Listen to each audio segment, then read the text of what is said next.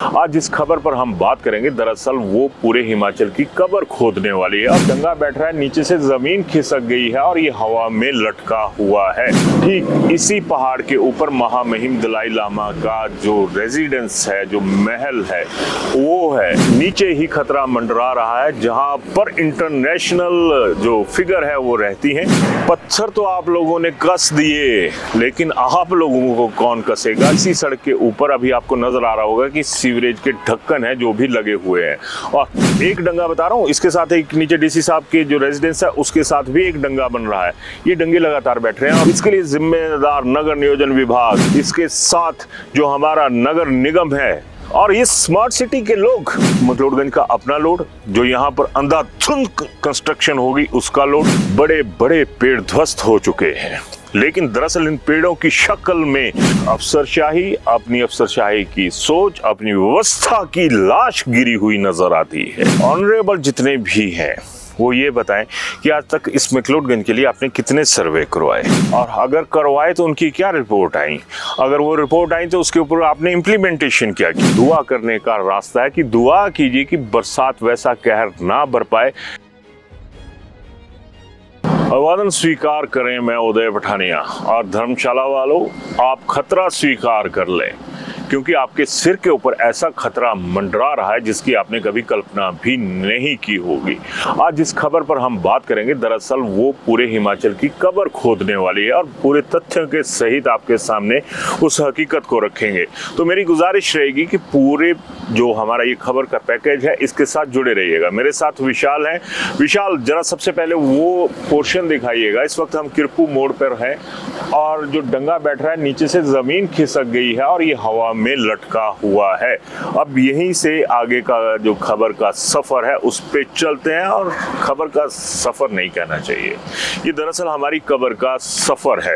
विशाल, थोड़ा सा ये जो जाम लगा हुआ है ये भी दिखाइएगा, और क्या हालात हैं, किस तरह की सारी चीजें हैं। तो खैर सीधा मुद्दे की बात पर आ रहा हूँ। टूरिस्ट डेस्टिनेशन की बात करते हैं ना आप। ठीक इसी पहाड़ के ऊपर महामहिम दलाई लामा का जो रेजिडेंस है, जो महल है, वो है।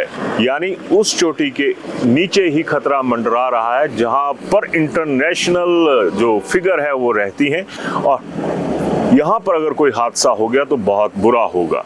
दरअसल मैक्लोडगंज के जो हालात हैं वो इतने बदतर हैं कि कोई कल्पना भी नहीं कर सकता। और यही बात है कि ये अब विशाल थोड़ा सा ये जो साथ में लगा हुआ है, जो रिटेनिंग वॉल लग रही है, ये दिखाइएगा, और ऊपर वाला हिस्सा भी दिखाइएगा जहाँ पर वो गाड़ियाँ गुजर रही हैं, और जो एक जाले में पत्थर कसे हुए हैं वो भी दिखाइएगा। पत्थर तो आप लोगों ने कस दिए, लेकिन आप लोगों को कौन कसेगा जो इस ढीली व्यवस्था के लिए जिम्मेदार है। क्योंकि यहाँ पर सबसे बड़ी समस्या ये आ रही है कि इसी सड़क के ऊपर अभी आपको नजर आ रहा होगा कि सीवरेज के ढक्कन है जो भी लगे हुए हैं, और यानी ये वो पुरानी, सालों पुरानी सीवरेज है जब मैक्लोडगंज की आबादी भी इतनी सी हुआ करती होगी, और जो होटल हैं वो भी गिनती भर के हुआ करते होंगे। और अब जब पूरी ये सीवरेज पैक हो जाती है, वहाँ से एक लोड बढ़ जाता है, तो जो पाइप्स हैं, जो सीवरेज के ढक्कन हैं, वो फट जाते हैं और पूरी बदबू से ये इलाका भर जाता है। खैर वो तो हवाई बदबू थी, लेकिन जो हालात हैं, शब्दों के लिए माफ़ी चाहूँगा, अगर वो लाशों की बदबू में ना बदल जाए ना तो बड़ी हैरानगी वाली बात ना समझिएगा।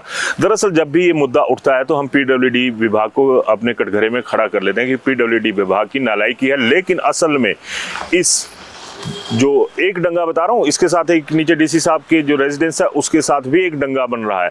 ये डंगे लगातार बैठ रहे हैं, और इसका वजह वही है कि अंदर से पहाड़ कमजोर हो चुके हैं। किसी के पास सीवरेज का कनेक्शन है, होटल वाले के पास, किसी के पास नहीं है। यानी ये नेचुरली स्लोप ऐसी है कि जहाँ पर तमाम पानी जो है वो इस तरफ ढलान की तरफ आएगा और कहर की वजह बनेगा। और यहाँ पर जो सिस्टम था, इतने बुरे हालात थे कि ये लगातार ये डंगा बैठ रहा है। आपको नजर आ रहा होगा कि डंगा खिसक कर आगे भी आ चुका है, और लगातार जो सड़क है वो बैठती हुई चली जा रही है। अब बात आ गई कि इसमें कंट्रोल के लिए क्या किया। हम तो पड़ जाते हैं विभाग के पीछे कि आपसे कुछ नहीं हो रहा। दरअसल इसके लिए जिम्मेदार नगर नियोजन विभाग, इसके साथ जो हमारा नगर निगम है, और इस स्मार्ट सिटी के लोग जिन्होंने यहाँ डिज़ाइन क्या किया, खाक किया यहाँ पे आपने डिज़ाइन, आपसे ना पानी का कंट्रोल हुआ ना कुछ हुआ। अब यहाँ पर आलम यह है कि इस पहाड़ को रोकने के लिए इसके अंदर 5-5, 6-6 मीटर तक की गहराई में जो प्रेशर पंप के साथ जो सीमेंट सरिया घुसाया जाता है, उस तरह से यहाँ पर घुसेड़ा गया है ताकि जो अंदर क्रैक आ चुके हैं ज़मीन के अंदर, उन क्रैक्स को कुछ हद तक भरा जा सके। अब बताइए आप कि ये हालात है आपके मैक्लोडगंज के, ओवरलोडेड, ओवर क्राउडेड, जाम पर जाम। एक मैक्लोडगंज का अपना लोड, जो यहाँ पर अंधाधुंध कंस्ट्रक्शन होगी उसका लोड, और उसके साथ गाड़ियों का लोड, पर्यटक आ रहे हैं उनका लोड। आप लोगों ने कौन सा लोड लिया भाई? मैंने जिस तरह से पहले कहा कि नगर निगम के जो अफसरशाही है वो बताए, IAS लेवल के लोग बिठाए जाते हैं यहाँ पे, HAS के लोग बिठाए जाते हैं यहाँ पे, और जब आपने कुछ करना होता है तो आप बाहर से भी एजेंसीज को हायर करते हो। क्या हायर किया? पूरा मैक्लोडगंज फायर होने के कगार पर पहुंच चुका है। और वही बात आ गई कि जब बहुमंजिला इमारतें आप खड़ी कर देंगे तो यही हालात होंगे। विशाल, थोड़ा सा कैमरा इस तरफ लेके आइएगा, देखिए कितने पेड़ नीचे गिर चुके हैं, वो भी दिखाइएगा विशाल। नीचे बड़े बड़े पेड़ ध्वस्त हो चुके हैं, लेकिन दरअसल इन पेड़ों की शक्ल में हमें तो अगर हकीकत में देखा जाए तो अपनी अफसरशाही की सोच, अपनी व्यवस्था की लाश गिरी हुई नजर आती है। और जब ऐसी बातें आती हैं तो फिर होता क्या है, हम एक आधे विभाग को चुन लेते हैं और उसके ऊपर हम दोषारोपण करना शुरू कर देते हैं। असल में जिम्मेदार तो हर कोई है। धर्मशाला की नेताशाही भी है, धर्मशाला की अफसरशाही भी है, और तमाम लोग गुनाहगार हैं हम प्रकृति के। और मान लीजिए कि जिस तरह से भूकंप वेनेजुएला में आया, दूसरी जगह पे आया, ये तो ऑलरेडी सेंसिटिव, एक्स्ट्रा हाईली जिसे कह सकते हैं ना कि सेंसिटिव जोन में है ये इलाका, लेकिन आप लोगों के कान पे जूं भी नहीं रेंगती। ये तो पुरानी कहावत हो चुकी है, आपके कानों पे तो हाथी दौड़ा दो, उनका भी फर्क नहीं पड़ेगा जूं क्या चीज है। एक अनुमान के मुताबिक मैक्लोडगंज हर साल मिलीमीटर, पैरामीटर्स पे लिया जाए कि मिलीमीटर के लिहाज से बैठ रहा है। ये मिलीमीटर कब सेंटीमीटर में, कब फुटों में तब्दील हो जाएंगे कोई नहीं जानता, क्योंकि जो जमीन है वो इतनी कमजोर, इतनी भुरभुरी कर दी है आप लोगों ने, आपकी नालायकी ने, आपकी सोच ने, कि इसके ऊपर कोई सोच ही नहीं रहा है कि अगर ये खिसका तो नीचे सब कुछ खिसक जाएगा वैली में। और विशाल, थोड़ा सा इस तरफ भी दिखाइएगा कि पहाड़ों के कटान हो रहे हैं। शायद यहाँ से आपके कैमरा के फ्रेम में नहीं आएगी ये चीज़, लॉन्ग डिस्टेंस शॉट्स में दिखा दीजिएगा कि पहाड़ों का कटान जारी है और पहाड़ लगातार दरक रहे हैं। ये तमाम दृश्य आपके सामने हैं। अब मेरी ये भी गुजारिश रहेगी, गुजारिश इसलिए शब्द का इस्तेमाल कर रहा हूँ कि आप लोगों को गुजारिश, योर्स ओबीडियंटली, योर्स फेथफुली लिखवाने की आदत है प्रार्थना पत्रों पे। हम लोग आपके सेवादार भी हो जाते हैं, आपके ओबीडियंट भी हो जाते हैं।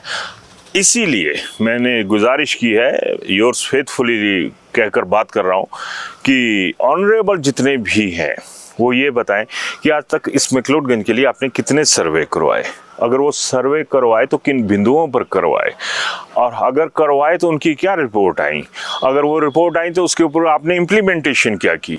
ऐसे में हम लोगों के पास सिर्फ एक सहारा रह जाता है, अदालत, क्योंकि अदालतों पर भरोसा है। और अब मेरी अदालत से सच में दिल से गुजारिश है, हाथ जोड़कर निवेदन है कि कम से कम आप इस मुद्दे पर गौर करें।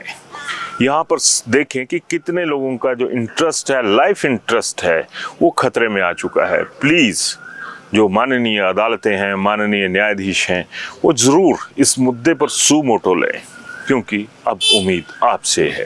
अब हालात ये हो चुके हैं कि अंदर रॉड्स डाली जा रही हैं, सीमेंट डाला जा रहा है, उसके अंदर उसको कंट्रोल करने की कोशिश की जा रही है।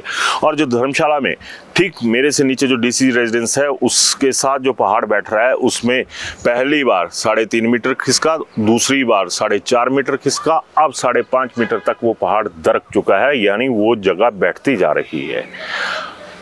अब बताइए कि जहाँ पर हमारे ज़िले के आला अफसर बैठते हैं वही खतरे में है, तो जो धर्मशाला के लोग हैं, जो मैक्लोडगंज के लोग हैं, वो सोचिए कि आपके हालात क्या होंगे। ग्रेनुअल मटेरियल यहाँ पर भरा जा रहा है पहाड़ों में। जिस तरह से आपने देखा होगा कि कई जगह जहाँ 4 लेन का काम चला हुआ है, वहाँ पर आपने देखा होगा कि बड़े बड़े जो पहाड़ हैं, जब उनको भरा जाता है तो उसके अंदर छेद करके अंदर जो ग्रेनुअल मटेरियल है वो डाला जाता है। अब आपके मैक्लोडगंज में बिना 4 लेन के ये हालात हैं।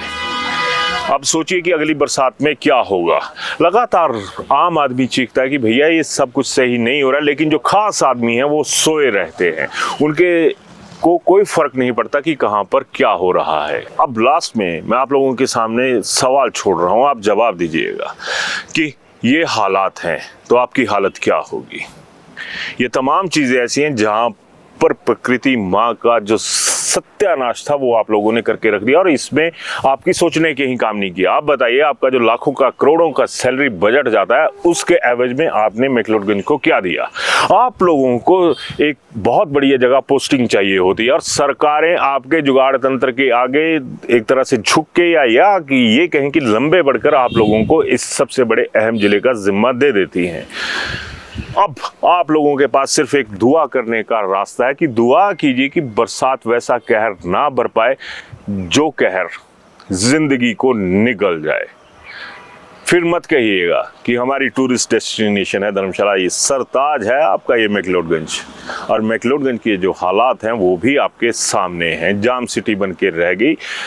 पृथ्वी के ऊपर भी जाम लगा हुआ और पृथ्वी के नीचे पानी का जाम लगा हुआ है। पृथ्वी पूरी तरह से चरमरा चुकी है, उसमें दरारें आ चुकी हैं, लेकिन आप लोगों के दिल में जो दरारें आम आदमी की सुरक्षा के लिए होनी चाहिए थी ना, वो दरारें बहुत फैल चुकी हैं। उसके अंदर कोई मसाला काम नहीं करेगा। सोच का मसाला आप लोग लगाएंगे नहीं, पीडब्ल्यूडी को दोष दे देंगे, कुछ और कर लेंगे, लेकिन नगर नियोजन, टाउन एंड कंट्री, ना जाने कितने कितने से डिपार्टमेंट तैयार कर दिए गए हैं, लेकिन हमें मारने के लिए हैं, पब्लिक को मारने के लिए हैं। अब तमाम हालात आपने देख लीजिए, और भविष्य जो नज़र आ रहा है ना, उसमें मैं कह दूं जो जिंदा बच जाएंगे ना नेता लोग, वो संवेदनाएं प्रकट करेंगे तब कि इतनी मौतें हो गई। संवेदना मत प्रकट कीजिएगा, आप इस लायक ही नहीं है, और कोई अफसर यहाँ पे मुआयना करना ना आए, क्योंकि आप लोगों को जिंदा लोगों की वैल्यू जो है वो नहीं है। आप लोगों को जिस पृथ्वी पर आप रह रहे हैं, जिस पृथ्वी को हम माँ कहते हैं, उसकी कदर आपको नहीं है, तो आपको ये हक भी कोई नहीं देगा कि आप संवेदनाएं प्रकट करें, आप शोक प्रकट करें। और ये जो मोमबत्ती लेके चलने वाले सिलसिले, आजकल एक नया रिवाज शुरू हो चुका है ना, और ये यज्ञ ये वो कुछ नहीं करना आप लोगों ने। बस ये इतना सा सोच लेना कि हमारा कोई नहीं है, ना था, ना है, ना होगा। खुद अपने बन लीजिए आप। चलिए, राय मत दीजिएगा, सोचिएगा। अपने घरों के आसपास की पोजीशन देख लीजिएगा, आपके घर कितने पुराने हैं वो देख लीजिएगा, आपकी जो माली हालत है वो देख लीजिएगा, और ज़िंदगी की जो हालत होगी वो भी सोच लीजिएगा। 100% आपका जो जिस्म है वो उसमें सिरहन पैदा होगी, कांप जाएंगे आप लोग। नहीं कांपेंगे तो हमारे हुक्मरान। Welcome to Sumer Hotel, your gateway to the beauty of the Himalayas. Nestled in the serene hills of Sarahan, Sumer Hotel offers the perfect blend of comfort, elegance, and breathtaking mountain views. Wake up to spectacular sunrises, relax in spacious and beautifully designed rooms, and enjoy every moment surrounded by nature. Whether you're planning a family vacation, a romantic escape, or a peaceful retreat, Sumer Hotel provides an unforgettable experience. Indulge in delicious cuisine, warm hospitality, and world-class comfort. Discover the charm of Sarahan.